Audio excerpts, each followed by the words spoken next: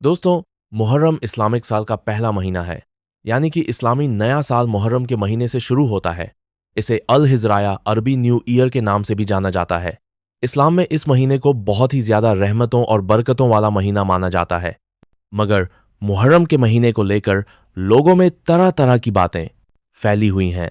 कोई कहता है कि मुहर्रम का त्योहार मनाना चाहिए, तो कोई कहता है कि मुहर्रम कोई त्योहार नहीं है, बल्कि यह तो सिर्फ एक इस्लामिक महीना है, इसलिए इसे नहीं मनाना चाहिए।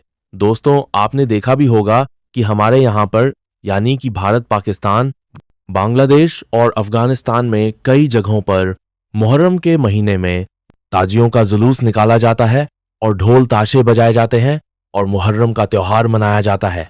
वहीं पर इराक, सीरिया और इजिप्ट जैसे देशों में मुहर्रम की 10 तारीख को सीना पीट पीट कर और खुद को तकलीफ देकर मातमी जुलूस निकाला जाता है। मगर अब सवाल ये उठता है कि जिस देश से इस्लाम धर्म की शुरुआत हुई, यानी कि सऊदी अरब में मुहर्रम के त्योहार को किस तरह से मनाया जाता है। सऊदी अरब में मुहर्रम की 10 तारीख को कौन कौन से काम किए जाते हैं, आज की इस वीडियो में हम आपको इसी सवाल का जवाब देने वाले हैं और आपको बताने वाले हैं कि सऊदी अरब में मुहर्रम के त्योहार को किस तरह से मनाया जाता है। सऊदी अरब में मुहर्रम की 10 तारीख को कौन कौन से काम किए जाते हैं, जानकर आप भी हैरान रह जाओगे। इसलिए आज का ये वीडियो आप सभी के लिए बहुत खास है। आप इसको आखिर तक जरूर देखें और मेहरबानी करके इसे शेयर भी कर दें, ताकि ये जानकारी और भी लोगों के पास में पहुंच जाए। तो चलिए दोस्तों, शुरू करते हैं। दोस्तों, मुहर्रम इस्लामिक साल का पहला महीना है और इसी महीने की 10 तारीख को अल्लाह के प्यारे नबी हजरत मोहम्मद सल्लल्लाहु अलैहि वसल्लम के प्यारे नवासे हजरत इमाम हुसैन रज़ियल्लाहु ताला अन्हु को करबला के मैदान में अपने 72 अजीजों के साथ में शहीद कर दिया गया था। और जैसा कि आप सब लोग जानते होंगे कि हजरत इमाम हुसैन को शहीद करने वाले कोई काफिर लोग नहीं थे, यानी कि कोई गैर मुस्लिम लोग नहीं थे, बल्कि वो अपने आप को मुसलमान कहलाए जाने वाले लोग ही थे।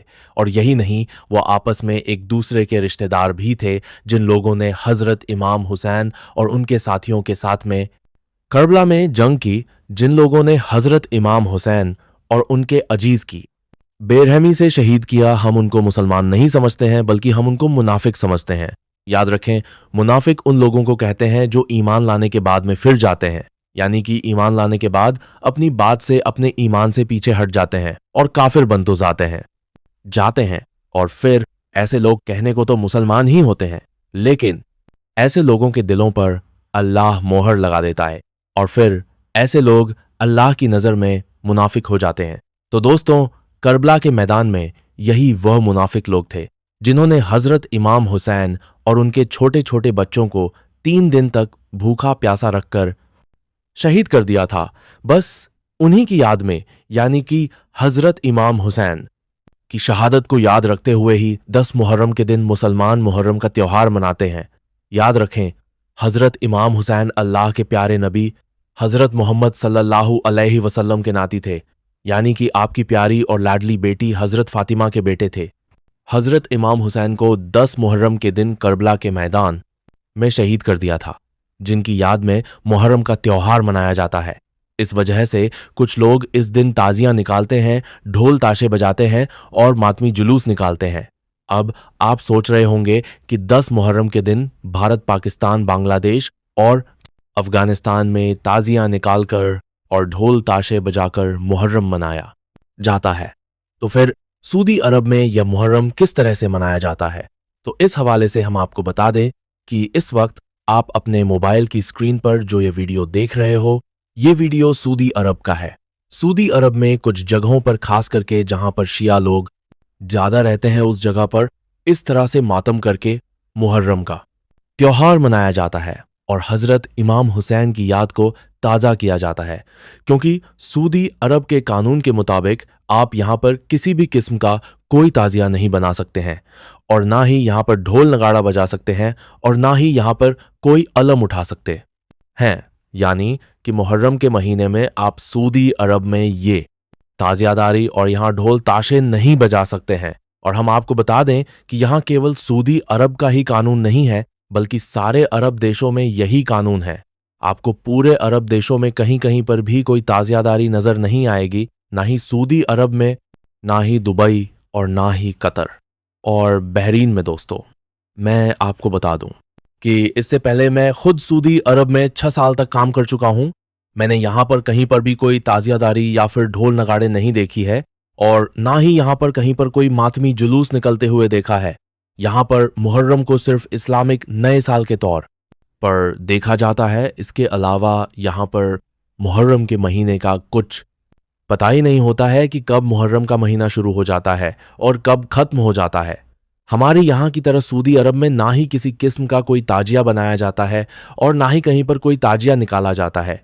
लेकिन हाँ, मैंने सऊदी अरब में यह ज़रूर देखा है कि यहाँ पर 9 और 10 मुहर्रम के दिन कुछ लोग हैं जो रोज़ा ज़रूर रखते हैं और हुसैन की याद को मनाते हैं। इसके अलावा यहाँ पर कुछ भी नहीं किया जाता है। लेकिन सऊदी अरब में कुछ जगह ऐसी भी ज़रूर है जहाँ पर शिया लोग ज़्यादा रहते हैं। वहाँ पर ज़रूर कुछ लोग 10 मुहर्रम के दिन छुप छुप कर मातम करते हैं और हुसैन की शहादत को याद करते हैं, लेकिन वो भी गैरकानूनी तरीके से ऐसा करते हैं। अगर सऊदी अरब में कोई इस तरह से मातम करता हुआ या फिर ताजियादारी करता पकड़ा जाता है तो उस पर सख्त से सख्त कार्यवाही होती है, क्योंकि ऐसा करना सऊदी अरब के कानून के खिलाफ है।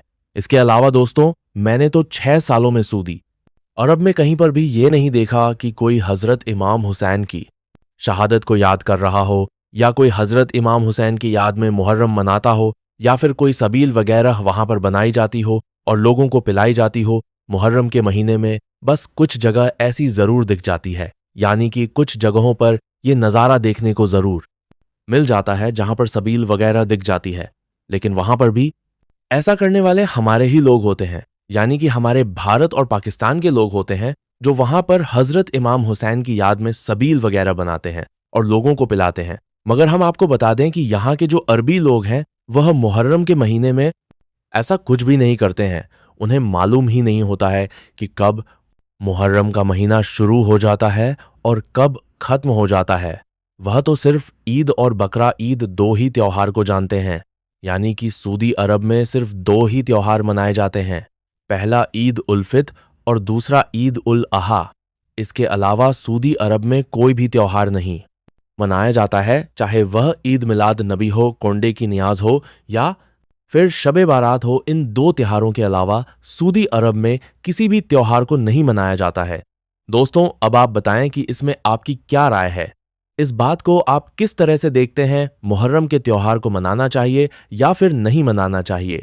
आप इस पार्केज़ाद दोस्तों अब डूज़गाद 2 त्योहारों के अलावा बारे में अपनी कीमती राय हमें कमेंट बॉक्स में ज़रूर दें। इस बारे में आपका क्या कहना है? क्योंकि हमारे यहाँ पर यानी कि भारत पाक मुहर्रम के त्योहार को मनाया जाता है, अलम उठाया जाता है, जिससे हजरत इमाम हुसैन की याद ताज़ा हो जाती है। दोस्तों, ऐसा करने से हमारे जो आने वाली नस्लें हैं, हमारे जो बच्चे हैं, वह इस बात को अच्छी तरह से जान जाते हैं कि हजरत इमाम हुसैन कौन थे, उनका मर्तबा क्या था और उन्होंने करबला के मैदान में अपने पूरे घर बार को क्यों कुर्बान कर दिया था।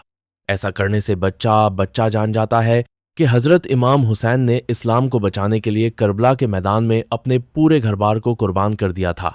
यही वजह है कि आज हमारे यहाँ पर यानी कि भारत पाकिस्तान में बच्चा हजरत इमाम हुसैन और उनके मर्तबा के बारे में अच्छी तरह से जानता है। हमारे यहाँ पर जैसे ही मुहर्रम का महीना शुरू होता है तो बच्चे की जुबान पर हजरत इमाम हुसैन का नाम आ जाता है। लेकिन सऊदी अरब में ऐसा कुछ भी नहीं है। सऊदी अरब के जो बच्चे हैं वह इस बात के बारे में कुछ भी नहीं जानते हैं, यानी कि वह हजरत इमाम हुसैन और करबला की जंग के बारे में कुछ भी नहीं जानते हैं, क्योंकि सऊदी अरब में ना ही मुहर्रम का त्योहार मनाया जाता है और ना ही यहाँ पर किसी तरह की कोई मजलिस सजाई जाती है और ना ही यहाँ पर सबील वगैरह बनाया जाता है और ना ही यहाँ पर हजरत इमाम हुसैन के बारे में कोई तकरीर की जाती है। बस यहाँ पर जुम्मे के रोज़ खुतबा होता है, उसमें अगर कहीं पर हजरत इमाम हुसैन का नाम आ गया तो ठीक, वरना कहीं पर भी इमाम हुसैन का नाम सुनने को नहीं मिलता है। तो फिर किस तरह से सऊदी अरब की जो आने वाली नस्लें हैं वह हजरत इमाम हुसैन को जाने और पहचाने और किस तरह से वह उनके मर्तबा को समझे। मगर हमारे यहाँ पर कुछ लोग ऐसे हैं जो मुहर्रम पर ऐतराज करते हैं। उनका कहना है कि मुहर्रम के त्योहार को मनाना जायज़ नहीं है। मगर याद रखें अगर हमारे यहाँ पर भी अगर हजरत इमाम हुसैन की याद को नहीं मनाया जाएगा तो हमारे यहाँ के बच्चे भी हजरत इमाम हुसैन को भूल जाएंगे और फिर हमारी आने वाली जो नस्लें हैं वो हजरत इमाम हुसैन को पूरी तरह से भूल बैठेंगे। इस बारे में आपकी क्या राय है? मुहर्रम को लेकर आपका क्या कहना है? आप कमेंट बॉक्स के जरिए से अपनी कीमती राय जरूर दें और आप बताएं कि आपके हिसाब से मुहर्रम का त्योहार को मनाना चाहिए या फिर नहीं मनाना चाहिए। और आप सबसे यह गुजारिश है कि आप इस वीडियो को दिल से एक लाइक जरूर कर दें, हो सके तो इसे शेयर भी कर दें ताकि मुहर्रम के महीने में यह वीडियो और भी लोगों के पास में पहुंच जाए।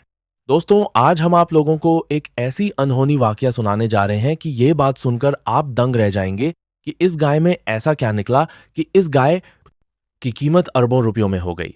और आप सोचने पर मजबूर हो जाएंगे कि दुनिया में भी ऐसे करिश्मे हो सकते हैं। ये पूरा वाकया आपको बताएंगे, लेकिन वीडियो शुरू करने से पहले हमारे जितने भी भाई बहन इस वीडियो को देख रहे हैं उनसे गुजारिश है कि अगर आप आका ए दोजा सरवर कायनात हजरत मोहम्मद सल्लल्लाहु अलैहि वसल्लम से सच्ची मोहब्बत करते हैं और अल्लाह के कुदरत पर यकीन रखते हैं तो इस